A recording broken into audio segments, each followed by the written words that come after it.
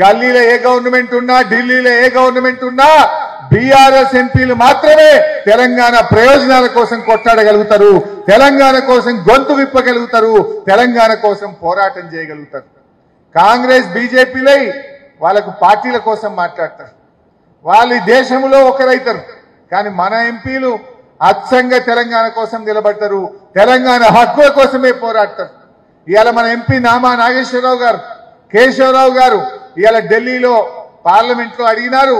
అదే విధంగా కేంద్ర మంత్రిని కలిసి కేఆర్ఎంబీకి ఎట్లా ప్రాజెక్టులు తీసుకుంటారు, దాన్ని తీసుకునే ముందు మా నీటి వాటా తేల్చండి, మా హక్కులు తేల్చండి అని చెప్పి ఇలా గట్టిగా మన ఎంపీలు ఢిల్లీలో అడిగినారు. అదే కాంగ్రెస్ వాళ్ళు అడుగుతారా? వాళ్ళతో అవుతుందా? దయచేసి మీరు ఆలోచన చేయాలి.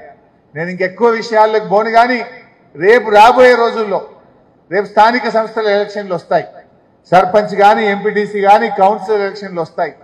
అప్పుడు కూడా తప్పకుండా పార్టీ మీ వెన్నంటి ఉంటది. మిమ్మల్ని గెలిపించుకోవడానికి అన్ని రకాల సహాయ సహకారాలు కూడా అందజేస్తామని మనం చేస్తా ఉన్నాం. నిజానికి మీ వరకు పెద్ద కష్టం కాదు. కర్ణాటకలో నేను ఎవరో వస్తే నేను మాట్లాడినా. కర్ణాటకలో కాంగ్రెస్ పార్టీ పాస్ అయిపోయింది. అక్కడ ఆడ 8 నెలలు అయింది కాంగ్రెస్ గవర్నమెంట్ వచ్చి, గ్యారంటీలు అమలు కాలే. ఇలా 28 ఎంపీల్లో కాంగ్రెస్ ఎన్ని గెలుస్తుందంటే 4-5 గెలిస్తే ఎక్కువ అంటున్నారు కర్ణాటకలో. ఎందుకు? 8 నెలలు అయింది, జనానికి కాంగ్రెస్ నిజస్వరూపం బయటపడ్డది.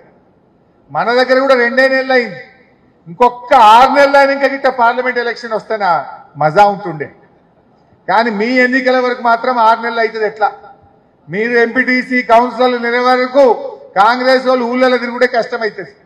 వాళ్ళ హామీలు నిలబెట్టుకోకలేరు. వాళ్ళు ఆ హామీలు అమలు కాకపోతే తప్పకుండా ప్రజలు మిమ్మల్ని అందరినీ గుర్తుపట్టి పిలిచి బీఆర్ఎస్ పార్టీ నాయకులను గెలిపించుకునేటువంటి పరిస్థితి ఉంటుంది. భవిష్యత్తు మనకే ఉంటుంది. అందువల్ల మనము ధైర్యంగా ఉందాం. ఎవరికైనా ఏదైనా ఇబ్బంది వచ్చినా, అక్రమంగా కేసులు పెట్టినా, కార్యకర్తల్ని వేధించినా జగదీష్ అన్నకో శేఖర్ అన్నకో మీ జిల్లా అధ్యక్షులు వారికి చెప్పండి. ఆ పార్టీ అన్ని రకాలుగా మీకు అండదండగా ఉంటది.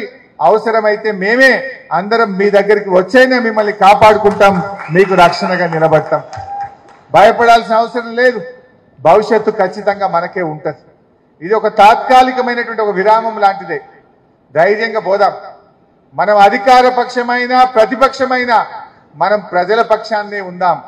అధికారంలో ఉంటే ఆ రోజు ప్రజలకు ఏం కావాలో చేసినాం.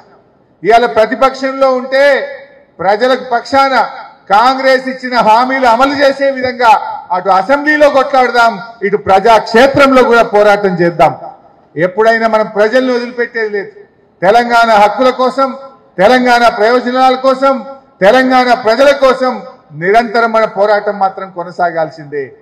మన పార్టీయే తెలంగాణ ప్రజల కోసం, ఈ రాష్ట్ర బాగోగుల కోసం పుట్టినటువంటి పార్టీ.